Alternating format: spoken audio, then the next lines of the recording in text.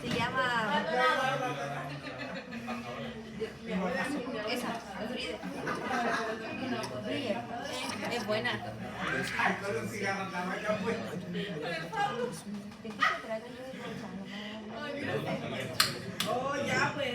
antigua. Ellas tienen que ir a baile, enamorarse, casarse, por arreglado y todo eso.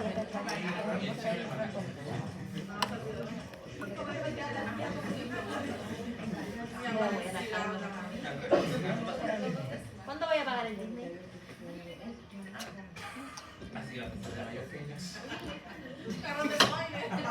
Quiero ver películas. Pásala, Moni. Estaba en una buena situación económica.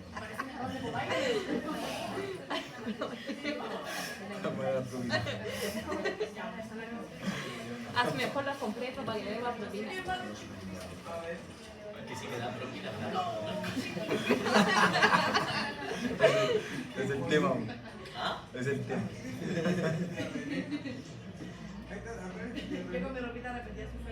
Ah, mira, esa se llama la aplicación.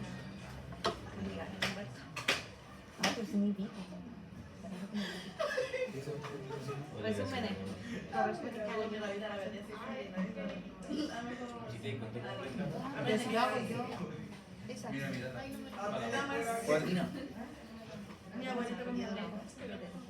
Esa.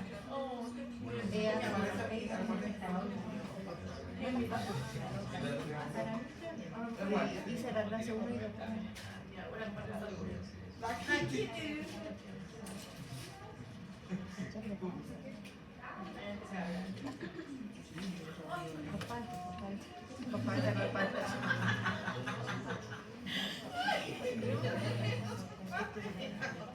Es que en este WhatsApp, la única que tengo es la maca. No, pues si este otro teléfono. ¿En serio? Mira.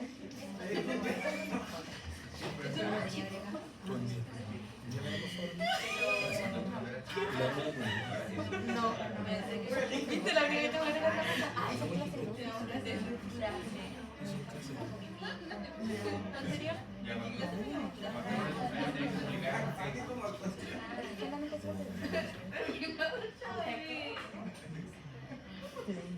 Ya te lo voy a enviar. Es que me caes bien. No es que vaya a tomar chelas conmigo a la plaza. No tan específico.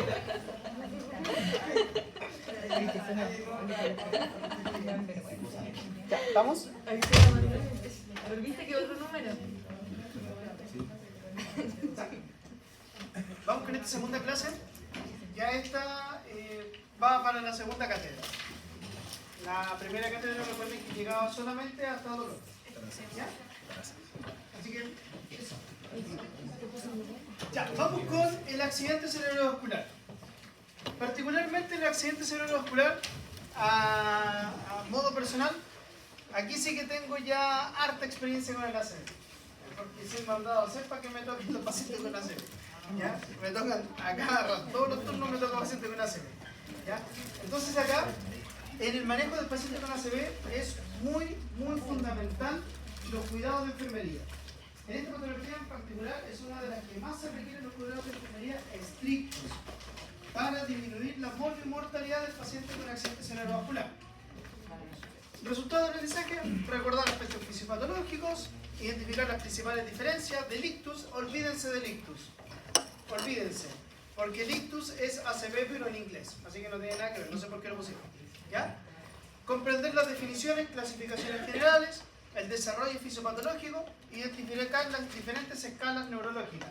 Y les voy a dar cuáles son las que más se utilizan en Chile por los servicios, principalmente de urgencia, que es donde más se ve el manejo inicial del paciente con ACV.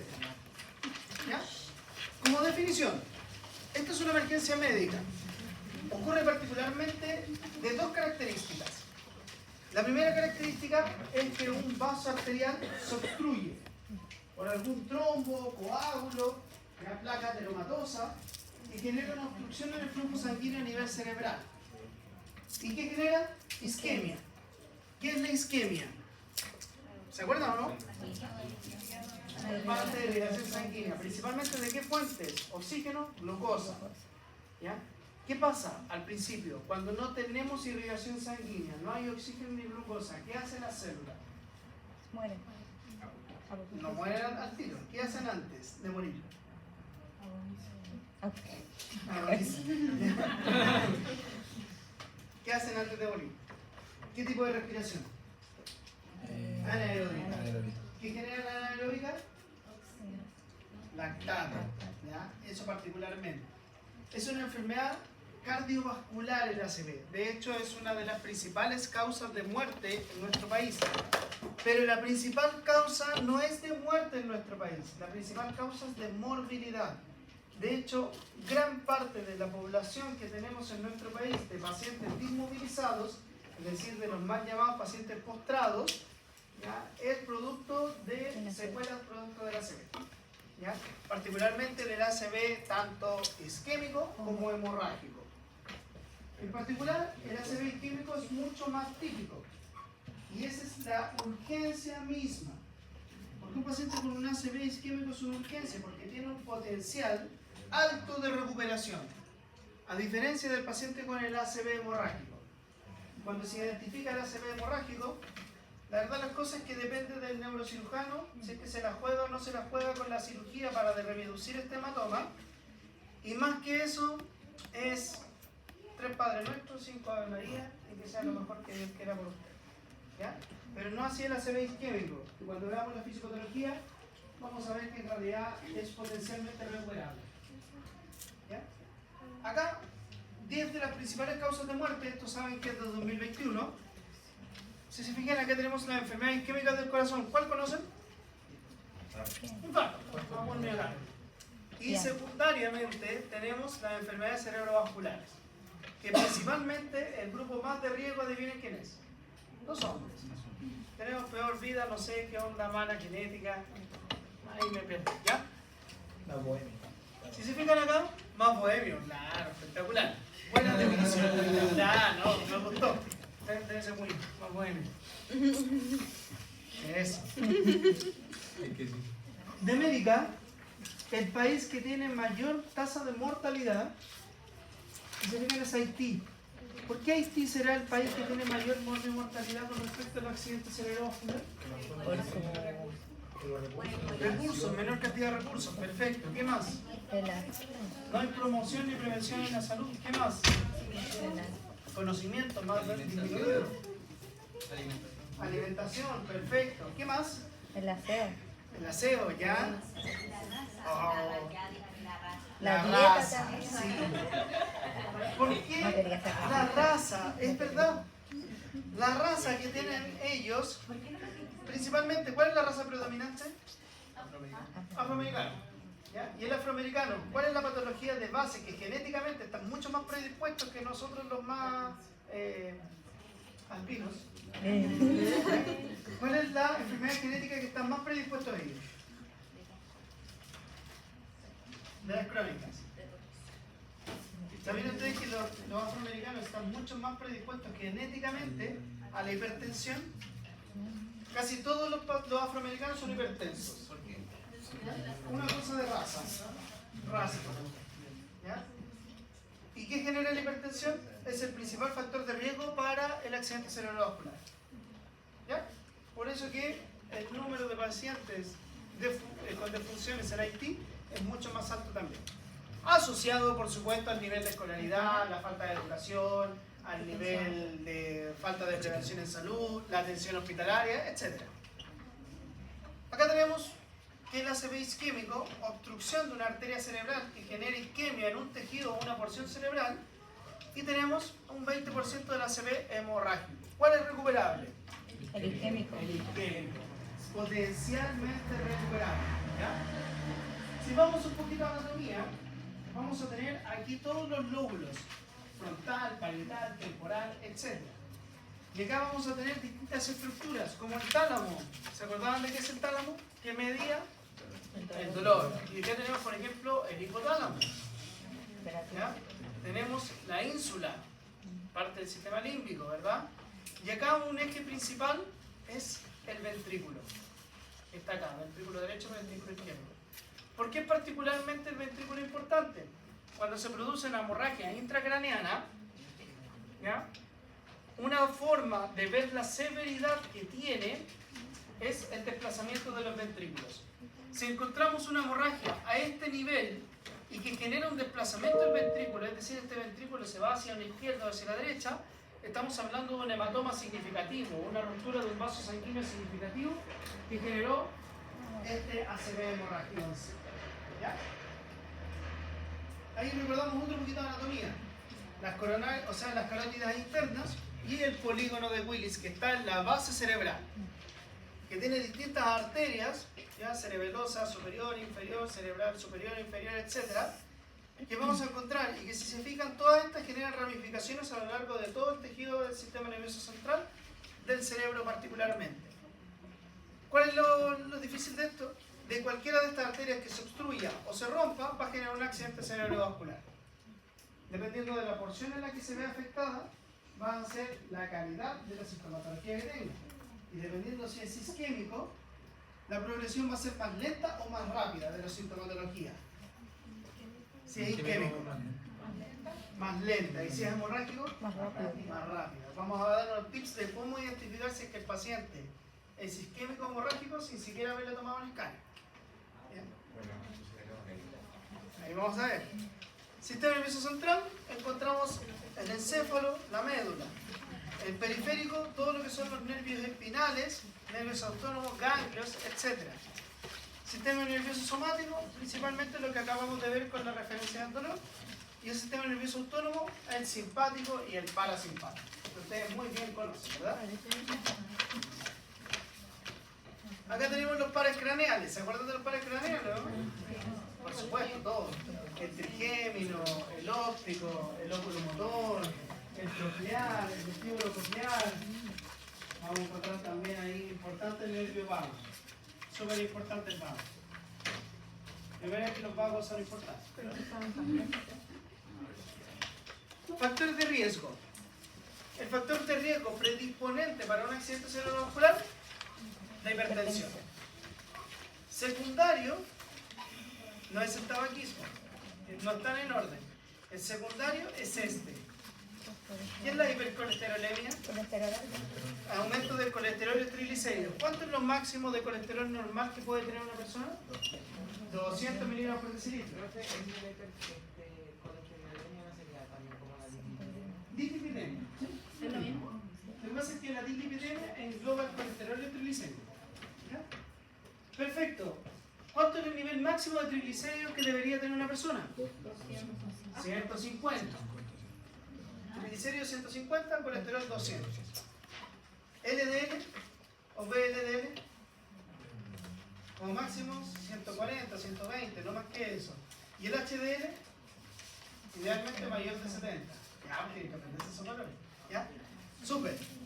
Esa es una particularidad. ¿Por qué será tan importante el colesterol en sangre de esta persona como factor de riesgo? Genera taponamiento. ¿Y por qué será tan importante la hipertensión en este paciente? Por la calidad de las paredes de los vasos sanguíneos. A mayor presión arterial, ¿qué genera? Mayor flujo de sangre. Este flujo de sangre se vuelve turbulento. ¿Qué genera? Que la túnica íntima de la arteria se vea dañada al constante del tiempo. ¿Qué pasa cuando se daña la túnica íntima? ¿Quién la repara? ¿Qué célula está encargada de la reparación endotelial? Las plaquetas. ¿Qué pasa? Agregación plaquetaria. Se empiezan a juntar estas plaquetas. ¿Qué pasa cuando tenemos, además de las plaquetas, colesterol? Se pegan las plaquetas con el colesterol, se forma una pelota, se le llama coágulo y se obstruye el vaso sanguíneo, deja de correr sangre, isquemia, muerte del tejido. ¿Cómo se llama la muerte del tejido? Necrosis. Perfecto. Es por eso que son factores de riesgo tan predisponentes. Otro. ¿Quién fuma? Lo dejó. Excelente, muy bien. ¿Usted fuma? No, bueno, ya, tiene que dejarlo. ¿Usted fuma? De vez en cuando, ¿ya? También es factor de riesgo predisponente, tanto para el infarto como para el accidente cerebrovascular. La diabetes, como siempre, va a estar presente por el daño general de los vasos sanguíneos y las neuropatías. La escasa actividad física, ahí sí que caí. Ahí estoy yo. Ya no pasa nada con la actividad física. Pero ahora voy a retomar, voy a volver a mi etapa deportista. ¿Ya? El abuso de alcohol.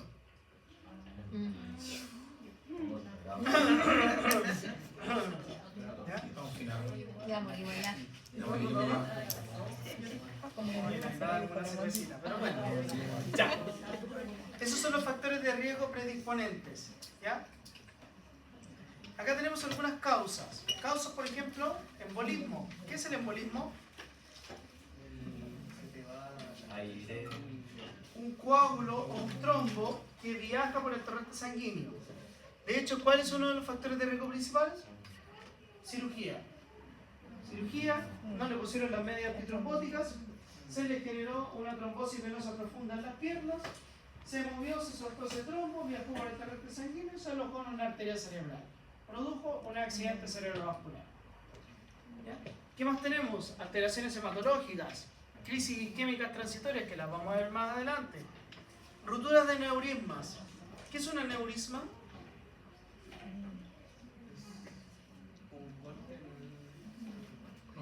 Ese es un traumatismo. El aneurisma, el contenido de las arterias es elástico, ¿verdad? Sí. Va y vuelve, va y vuelve. Por eso que tiene pulso, ¿ya? A diferencia de las venas. ¿Qué es lo que genera esto? Cuando ese tejido se ve dañado, se vuelve mucho más elástico. ¿Y qué es el aneurisma? Es una arteria que se dilata. ¿Qué pasa cuando la arteria se dilata? Tiene mucho más riesgo de poder romperse, porque se adelgaza la capa íntima de las arterias y se pueden romper. ¿Ya? Hipertensión sistémica, hipotensión sistémica, que en realidad más que hipotensión es hipertensión, ¿ya? Y el aneurisma aórtico disecante, que es el aneurisma de la aorta. ¿Por qué disecante? Porque suelta muchos trombos que podrían viajar por el torrente sanguíneo y generar una obstrucción de un vaso sanguíneo cerebral. Acá tenemos los tres tipos que podríamos encontrar. El isquémico, que si se fijan ahí, es la obstrucción del vaso sanguíneo, donde disminuye el flujo sanguíneo cerebral. El hemorrágico, producto de una ruptura de un vaso sanguíneo y que genera la pérdida y el derrame de sangre. Y el venoso, que es una obstrucción de un vaso sanguíneo venoso. En realidad, y particularmente, este no es muy frecuente, considerando la patología en sí, y puede presentar alguna sintomatología, pero es mucho menos grave, por así decirlo. Pero por supuesto, si no se trata, aumenta la presión intracraneal y podría generar estos dos. ¿Y el aneurisma abdominal es letal? El aneurisma es AAA, aneurisma aórtico abdominal, si se revienta, sí, es letal. Muchas gracias. Qué bueno. ¿Ya? ¿Por qué? Porque imagínense, ¿cuál es la arteria más grande del cuerpo? La aorta. Tenemos el callado aórtico, la aorta descendente y la aorta abdominal. ¿Qué pasa si te revienta la aorta abdominal? Fuiste bueno. Se revienta y genera una hemorragia masiva. Es por eso que el AAA es tan difícil. ¿Ya? Acá, ¿cuál de estos tiene tratamiento? El isquémico y el venoso. El venoso en realidad, primera vez que lo veo en una presentación de ACV. Porque la verdad es que no se estudia mucho. Estos son los particulares más importantes, el isquémico y el hemorrágico. Esto es un mapa conceptual, ¿ya? Para cuando se hagan su tarea. Tenemos un concepto central y conceptos que tienen menor importancia y van hacia abajo. ¿Qué le falta a esto? Conectores. ¿Ya? Vamos a encontrar la enfermedad cerebrovascular, isquémica, hemorrágica. En la isquémica podemos encontrar el global, que es muy poco frecuente, quiere decir que se le tape completamente el cerebro. ¿Ya? Y el focal. El focal vamos a encontrar el infarto, que es el ACV en sí, isquémico, con obstrucción completa o parcial del flujo sanguíneo. Que tenemos el cardioembólico, causa indeterminada, el lacunar, que es muy sectorizado en sí, ¿ya? El aterotrombótico, que es por placas ateroma, que se le unen las plaquetas, lo que habíamos explicado anteriormente. Y acá tenemos el famoso TIA. ¿Han escuchado hablar del TIA? Accidente isquémico transitorio. ¿Qué es el accidente isquémico transitorio? Es lo mismo que el ACV, pero es autolimitado y tiene un tiempo de duración inferior a 24 horas. Eso es un TIA. ¿Ya? Es decir, si usted tiene un TIA, cambie su estilo de vida porque para el otro sí que no la cuenta. ¿Ya? Esa es la verdad de las cosas. Y en la segunda rama tenemos el hemorrágico. ¿Cómo era? Accidente isquémico transitorio. Y después tenemos el hemorrágico, que podemos encontrar de dos clases. el subaracnoideo. ¿Se acuerdan de las capas meningias? Sí. La pía madre, la dura madre, la aracnoides. Entre esas capas se produce la subaracnoidea, obviamente bajo la capa aracnoides, ¿ya? Ese es el más típico en realidad. Y tenemos el intracerebral, que este está directamente relacionado no con las capas meningias, sino con el cerebro mismo. Acá podemos encontrar, por ejemplo, una ruptura de un vaso sanguíneo que está al lado del tálamo y que genera un desplazamiento del ventrículo. Esos son particularmente los más graves porque si es una hemorragia subaracnoidea es de alcance quirúrgico, pero si es intracerebral depende del neurocirujano de turno si se la juega o no se la juega para reducir el hematoma en sí. ¿Ya? Acá vamos a encontrar parenquimatosa y ventricular. Parenquimatosa lo más exterior posible, ventricular lo más interior posible, es mucho más difícil de abordar. Lobular, profunda, troncoencefálica o cerebelosa. Esos van a ser los tipos, o más que nada los tipos del sector que puede ser afectado por este accidente cerebrovascular hemorrágico. Recuerden que acá, este paciente en particular se le reventó una arteria y los síntomas de la gira que va a presentar es demasiado abrupta. No avanza en el tiempo, este paciente decae rápidamente. Ya, cuando veamos la sintomatología les voy a hacer un poquito de hincapié en la diferencia. Vamos con el isquémico, sabemos que es la obstrucción de un vaso sanguíneo. ¿Ya? Este es el de mayor frecuencia. La mayoría de las veces, o el 100% de las veces más bien, es por una oclusión arterial. Si se fijan, ¿qué es lo que pasa acá? Genera un área donde va a predominar una isquemia, falta de sangre, que genera falta de oxígeno y glucosa. ¿Qué genera esto? No se produce ATP, ¿verdad? O se produce menos en realidad ATP. ¿Qué es lo que genera posterior de la isquemia? ¿Qué viene después de la isquemia? La necrosis. La necrosis, perfecto. Esta parte del tejido neuronal se produce necrosis. Las neuronas comienzan a hacer inmediatamente apoptosis, se empiezan a suicidar por la falta de ATP. ¿Ya? ¿Qué particularmente pasa ahí? ¿Qué pasa con la necrosis en el tejido cerebral? ¿Qué pasa, por ejemplo, si me se me necrosa una parte de la piel, como por una picadura de araña de rincón? Puedo ir al cirujano, el cirujano me saca la placa de necrosis, me hace un injerto, quedo listo, se me regenera todo. ¿Qué pasa a nivel cerebral? No se regenera, las células neuronales no reviven, mueren. Entonces ese paciente queda sí o sí con secuelas. ¿Qué es lo importante y qué es lo más predominante en el tratamiento de la ACV? No es la zona necrótica, porque la zona necrótica ya la perdimos, ya era ya. Porque bueno, es el alrededor. ¿Y cómo se le llama esa zona alrededor? Se le denomina zona de penumbra. Esa es la zona de penumbra, que esa es la zona donde tenemos que hacer principalmente el hincapié en los cuidados neurológicos de este paciente que sufre una ACV. Esa es la zona que nos importa, porque es la zona que actualmente no está siendo afectada, pero que podríamos llegar incluso a salvar. Mientras más hagamos cuidados neurológicos, sobre todo en la ACV isquémico, más posibilidades tiene ese paciente de quedar con secuelas mínimas o incluso en algunos casos, cuando se actúa rápidamente, quedar sin secuelas. ¿Qué es lo que pasa particularmente en Chile? Nos demoramos tanto y hacemos tan mal los cuidados neurológicos que habitualmente ese paciente termina con secuelas igual. ¿Ya? Causas, las mismas que vimos anteriormente. Aterosclerosis, cambios en las arterias cerebrales, ¿ya? Generación de nuevas arterias, malformaciones congénitas de nivel vascular. Vamos a encontrar acá, por ejemplo, patologías inflamatorias como la endocarditis y la vasculitis, que ambas pueden ser de origen bacteriano, aneurismas, alteraciones de la contractibilidad cardíaca, etc. Todas estas son causas que podrían generar un accidente cerebrovascular isquémico. ¿Cuál es la principal? La aterosclerosis. ¿Ya? Hay veces que ustedes cuando vayan a los spam y empiecen a tomar muchas muestras sanguíneas, van a ver pacientes que tienen un poco de sangre en el colesterol. Esos pacientes son principalmente los mayores factores de riesgo para generar este tipo de enfermedades. Acá tenemos el accidente isquémico transitorio, o TIA, que en realidad lo más importante acá es que es autolimitado y tiene una resolución espontánea en menos de 24 horas. Eso es lo más importante. se le aplica una escala que la verdad que en Chile no se aplica mucho, que es la ABCD2, ¿ya? Que evalúa el riesgo de tener un infarto a los 2 días y que deben ser estudiados en el caso de que el paciente tenga alto riesgo de un ACV isquémico. Más adelante vamos a ver cuáles son las escalas más utilizadas en Chile. Esta es una escala de referencia para evaluar cuál es el riesgo del paciente que tiene un día o que tuvo un día para generar efectivamente un ACV isquémico. ¿Ya? Siguiendo, vamos a encontrar el ACV hemorrágico. En el caso del intracraneal, que particularmente es el más grave porque es el de mayor dificultad de alcance quirúrgico, se produce la ruptura de un vaso sanguíneo mucho más interno y profundo.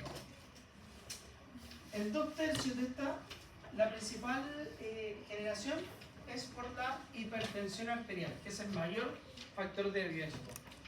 Podemos encontrar, por ejemplo, angiopatía mieloide, que puede avanzar principalmente en personas adultas mayores, en cuales en esta generan vasos sanguíneos anómalos y que posteriormente se pueden romper a medida que aumenta la presión arterial del paciente. Cuando hablamos de hipertensión en el caso del accidente cerebrovascular hemorrágico, estamos hablando de un paciente que tiene sobre los 200 con 120 de presión arterial. ¿Ya? Ese paciente es una bomba de tiempo prácticamente para que se le reviente una arteria cerebral. Y en el caso de la subaracnoidea, la mayor causa es por un aneurisma o malformaciones vasculares. ¿Ya? Y esta también. Pero esta, la subaracnoidea, un alto factor de riesgo es el consumo de sustancias como la cocaína. ¿Ya? De hecho, yo he visto pacientes de 35 años con un accidente cerebrovascular hemorrágico sin vuelta atrás. ¿Por qué? Por consumo de cocaína. Porque la cocaína obviamente estimula demasiado el sistema nervioso central, aumenta demasiado la presión arterial y genera este tipo de trastorno. ¿Ya?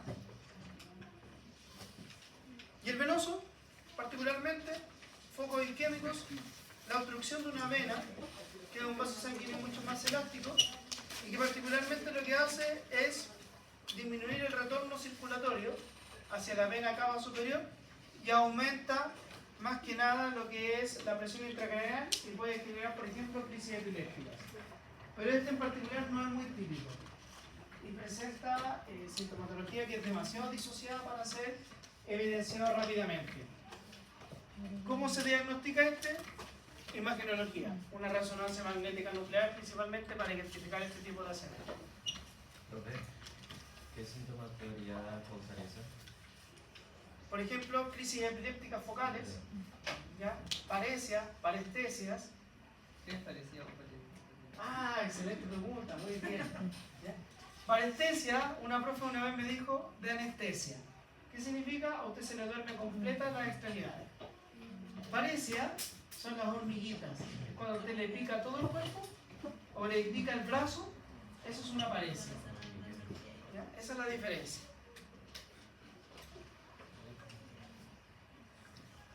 Hablemos un poquito de lo que es la cascada isquémica. Esta comienza con una disminución del flujo sanguíneo. Bibliográficamente dice menos de 25 ml por cada 10 gramos de sangre por minuto. En este caso, las neuronas son incapaces, como no les llega la sangre efectiva, de generar una respiración aeróbica. ¿Por qué? Porque no llega el oxígeno al mismo. ¿Qué pasa acá? Se genera respiración anaeróbica. ¿Cuál es la diferencia? Ambas generan ATP, pero la aeróbica genera como 32 moléculas de ATP y la anaeróbica genera 3, 4 moléculas de ATP como máximo. ¿Cuál es el detritus de la aeróbica? CO2, que lo eliminamos fácilmente, ¿verdad? ¿Cuál es el detritus de la anaeróbica? Lactato, que genera acidosis, que genera cambio del pH, descompensación completa. Y esta es la zona de penumbra, la que les había comentado anteriormente. Esta es la zona que nosotros debemos proteger con los cuidados neurológicos. Esta es la zona más importante de la ACV, porque la zona directamente afectada que generó respiración anaeróbica genera que las neuronas finalmente hagan apoptosis y se produzca la necrosis en sí. Pero acá, esta zona todavía se puede salvar.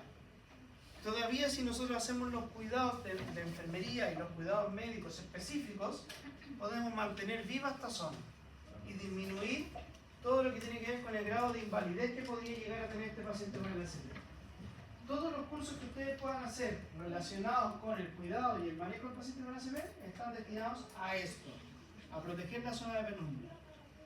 Allá se aplica el protocolo Stroke. Ahí vamos a hablar del protocolo Stroke. Ahí vamos a hablar del protocolo Stroke. ¿Cuáles son cuidados, por ejemplo, para mantener la zona de penumbra? Mantener, por ejemplo, al paciente hipertenso. ¿Se acuerdan de la escala de presión arterial? Está la hipertensión tipo 1, tipo 2, tipo 3.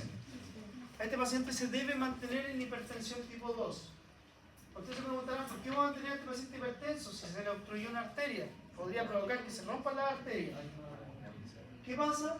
Para mantener el flujo sanguíneo. ¿Qué pasa si esa persona que está casi totalmente obstruida la arteria, pero algo de sangre llega y le bajo la presión? Se va a tapar completa. Y hasta ahí no llegó. Fuiste bueno. Se mantiene una hipertensión arterial tipo 2 para mantener un flujo sanguíneo. Otro cuidado específico, se mantiene el paciente en 30 grados. ¿Por qué? Porque por gravedad baja el líquido cefalorraquídeo y disminuye la presión intracraneana. Otro cuidado, por ejemplo, es mantener una glicemia estable. 100, 120, 140, dice la guía clínica. ¿Por qué? Porque una hiperglicemia y una hipoglicemia aumenta la zona de penumbra, aumenta la zona afectada en sí, entre otros. Hay cuidados mucho más agresivos, pero esos son como los más básicos. ¿Ya? Voy muy rápido, vamos bien, ¿se entiende?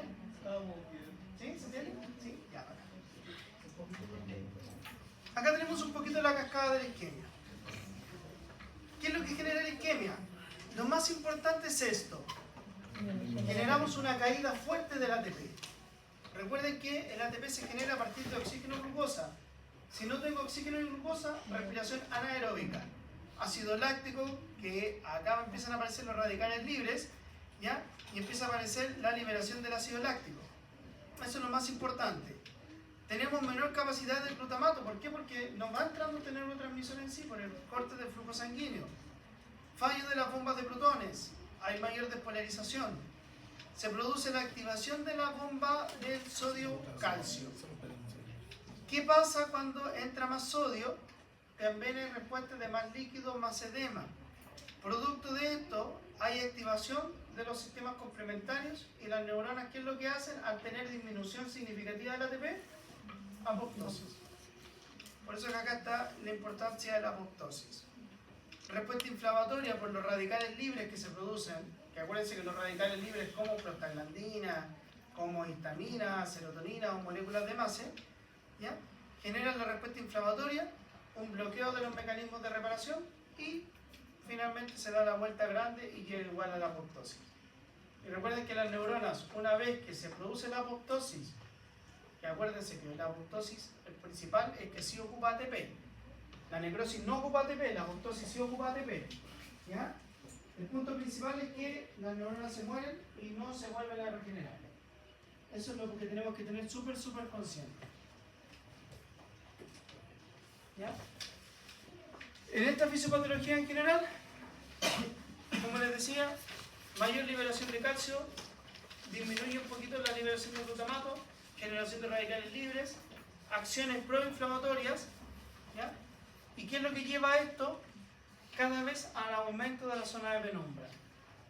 En el esquema acá vemos la zona de necrosis como la negra, que es la zona directamente afectada por la ruptura o la obstrucción de la arteria, y después tenemos la zona de penumbra, que es la zona adyacente, que tiene un potencial alto de recuperación. ¿Sí? Se dice que una persona cuando experimenta un ACV pierde en promedio 1.9 millones de neuronas por cada minuto que va avanzando la crisis isquémica del ACV. ¿Ya? Y se dice que por cada hora que transcurre, la persona envejece 3.6 años. Imagínense, una persona que está 4 horas con un ACV, envejeció casi 15 años. ¿Ya? Cada escalón, ¿ya? Cada cascada de isquemia va a generar mayor extensión en el daño del ACV. que es secundario y derivado de la ACV. Existen lesiones primarias y secundarias. La lesión primaria es cuando se produce el ACV mismo en sí. La secundaria es todo lo que viene después.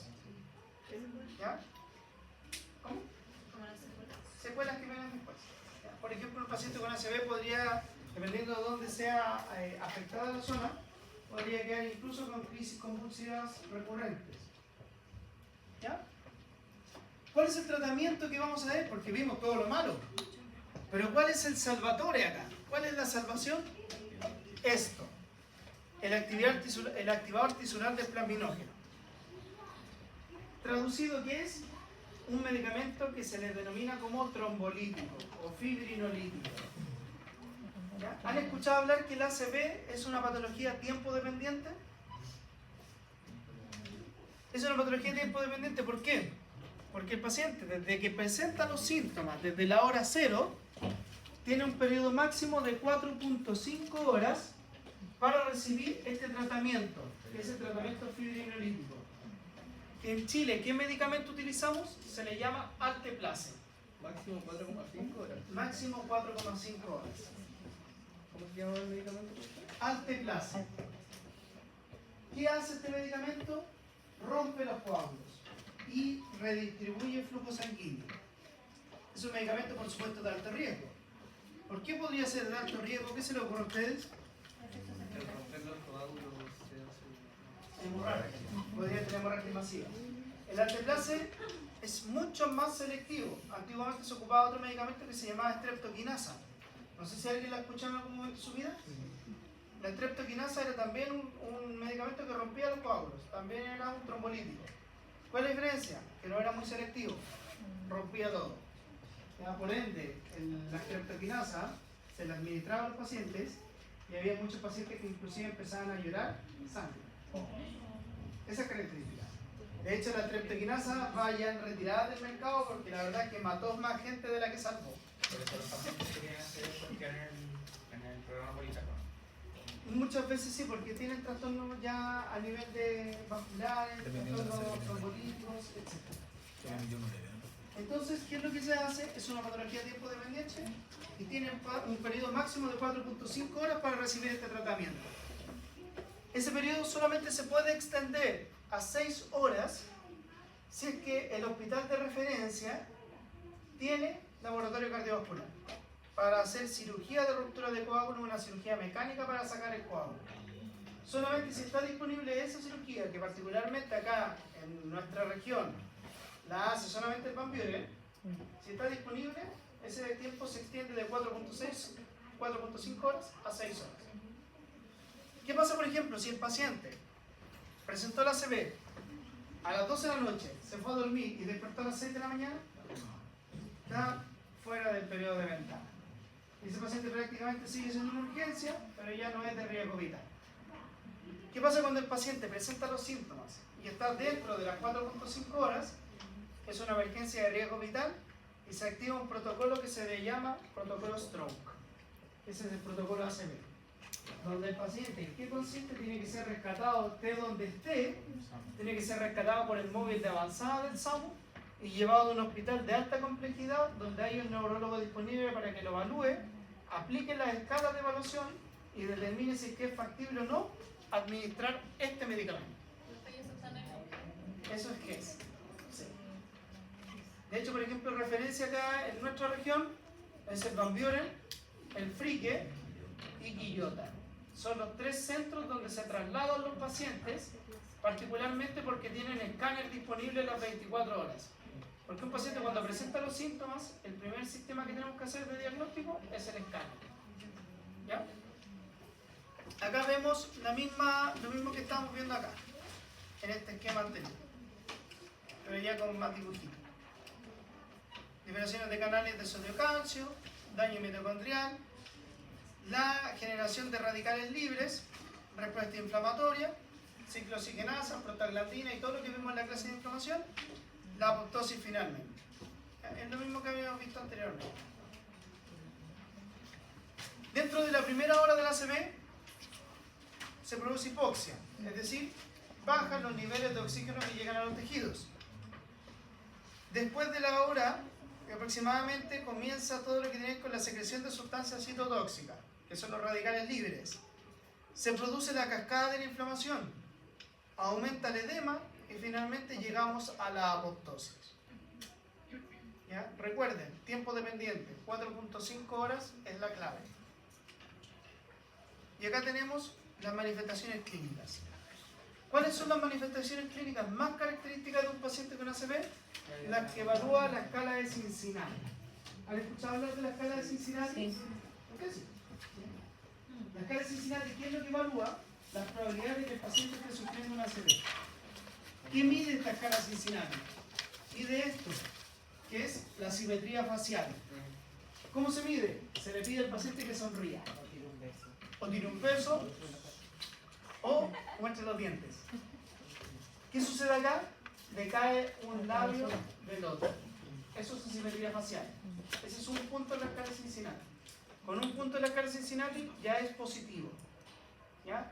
Segundo punto, se le pide al paciente que cierre los ojos, levante ambos brazos, o yo mismo le levanto los brazos.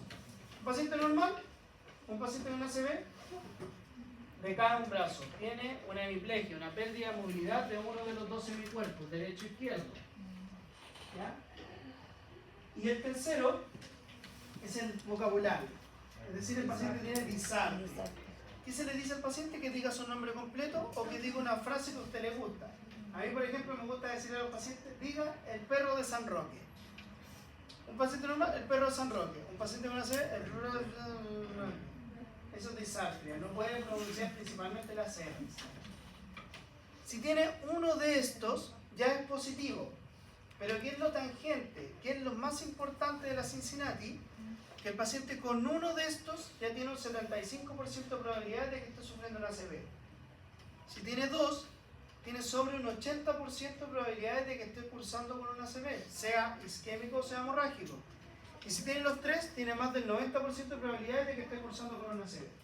Así de tangente es la escala de Cincinnati. Profe, las personas que tienen parálisis facial, solamente parálisis facial hay que Cincinnati positivo. Y ese paciente se maneja igual como protocolo Strong. ¿Y a qué se debe? Particularmente puede ser a una debilidad muscular, a estrés, a alteración de fibras nerviosas. ¿Ya?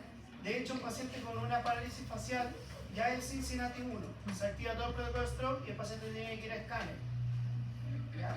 Y si es que está en escáner, no se evidencia nada y se le aplica otra escala posterior que se le denomina NIS, que la vamos a ver un poquito más adelante, y tiene todos los puntos correspondientes, ese paciente podría llegar a ser incluso trombolizado con solo una parálisis facial. ¿Qué ha pasado? Han habido neurólogos que han trombolizado parálisis facial.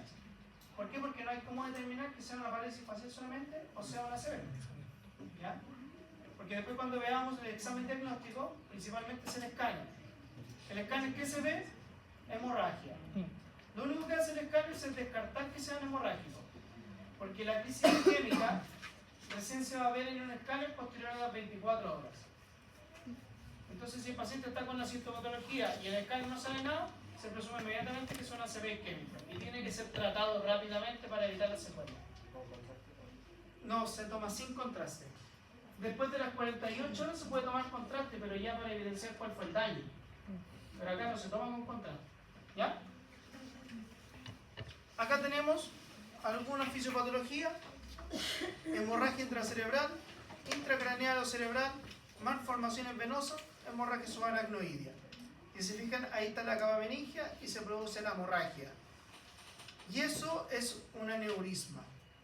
Se fijan, aquí está la curvatura de la arteria y se generó esta bolsita. Eso es un aneurisma, que esos son los que se revientan. Y por supuesto, cuando son detectados deberían ser operados, por el riesgo que tiene de ruptura del aneurisma. ¿Ya? ¿Se entiende? Los síntomas que más se producen esto, ¿ya?, es particularmente esto, es el aumento de la presión intracraneana. Particularmente cuando aumenta la presión intracraneana, la mayoría de las veces es por una hemorragia que se está produciendo dentro del cerebro. ¿Y por qué aumenta esta presión intracraneana? Porque hay ingreso súbito de sangre al compartimento cerebral. Es decir, el cerebro está envuelto en una bóveda. ¿Cuál es esa bóveda? El cráneo. ¿Qué pasa, por ejemplo, con el cerebro? ¿Qué pasa con usted si nosotros estamos acá adentro y entran 500 alumnos más? ¿Qué hacemos? Tratamos de salir, ¿o no? Por las ventanas, particularmente no me tiraría por la ventana, pero trataría de salir por la puerta, ¿verdad? ¿Qué pasa con el cerebro? ¿Hacia dónde escapa? Hacia donde ve la posibilidad de que ¿Pero cuál es esa posibilidad? ¿Pues hacia dónde? ¿Por la nariz? ¿Por los ojos? No, tenemos la cava meninge. Ah, no sé, como los monos. El cerebro, ¿hacia dónde escapa? Escapa hacia la médula espinal. ¿Ya? Escapa directamente hacia el foramen magno. ¿Se acuerdan del foramen magno? Que está detrás de la cabeza, la base del cráneo. Escapa por ahí. ¿Qué se le denomina eso? Herniación cerebral. El cerebro trata de escapar porque se empieza a acumular sangre y empieza a escapar el cerebro y se hernia. ¿Qué pasa con eso? Tenemos una estructura justo en el foramen oval que se llama bulbo raquídeo. ¿Qué regula el bulbo raquídeo?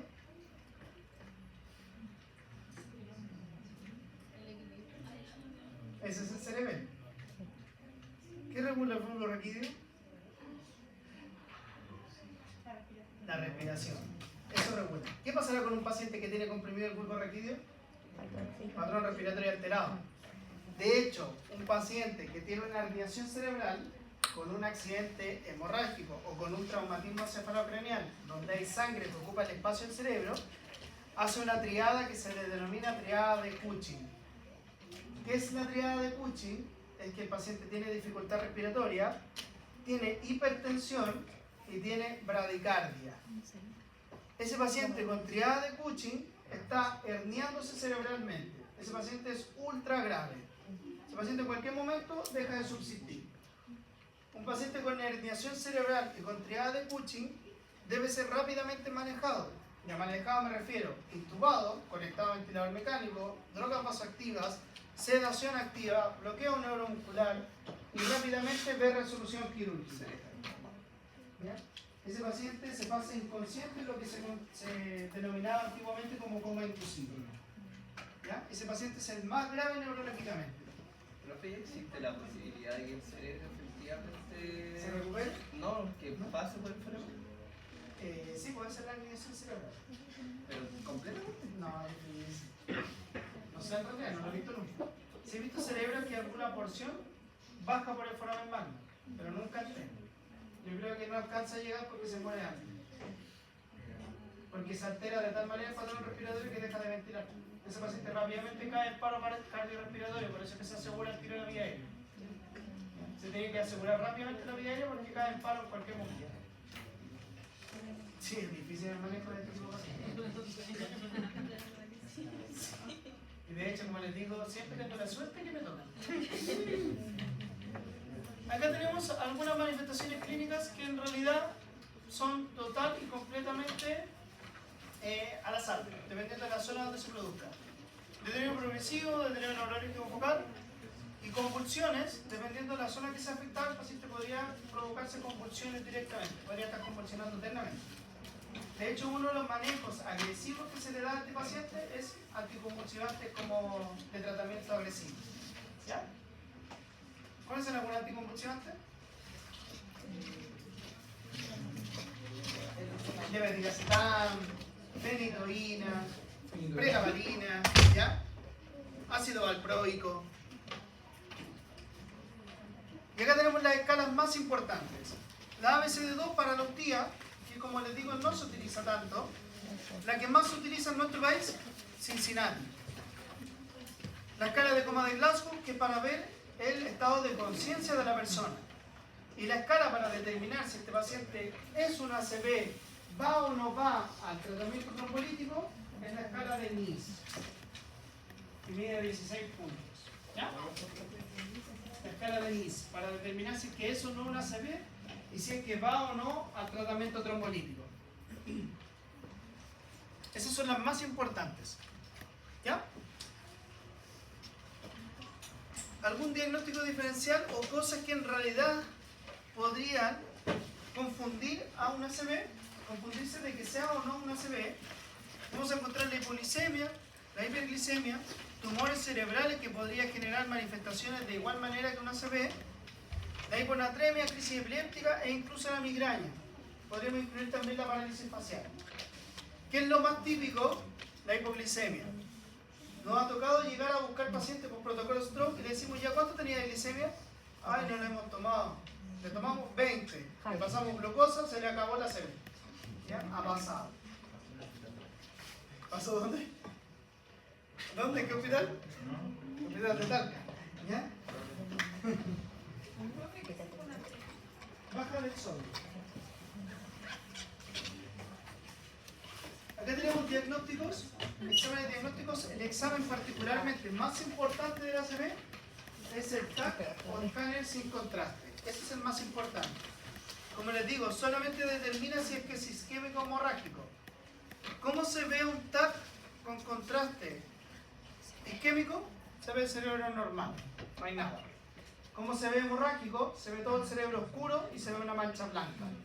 La mancha blanca es sangre.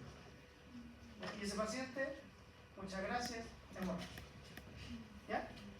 ¿Cuál es la diferencia? Hay formas de evidenciar rápidamente que sea una ACV hemorrágica. Con las pupilas. Hay cambios en las pupilas, hay pupilas anisocólicas, es decir, las pupilas son de distinto tamaño. Ese es un mal signo al tiro.